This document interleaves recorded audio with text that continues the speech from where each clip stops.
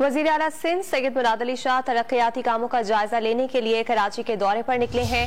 मुराद अली शाह ने Malir express way city school chapter के मकाम का जायजा लिया है। मजीद बात करेंगे डॉन न्यूज कराची के ब्यूरो चीफ काजी हसन हमारे साथ मौजूद हैं। काजी हसन, बताइएगा इस मौके पर वज़ीर आला सिंध ने किन ख्यालात का इजहार किया?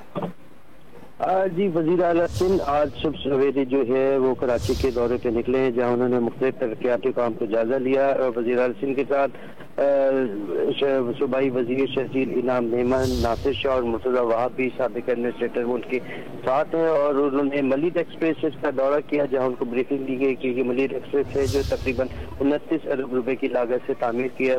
यहाँ भी उन्होंने बाज़ इंजीनियर्स को हिदायत जारी की और इसी मुकाम पे उन्होंने वज़ीर आला सिंध ने बच्चों के साथ क्रिकेट भी खेली और उन्होंने कहना था कि हमें नए साल में नए जज्बे के साथ सेहतमंद सरगर्मियों और पाकिस्तान और कराची की तरक्की के लिए काम करना चाहिए। जी, बहुत शुक्रिया आपका अपडेट्स के लिए।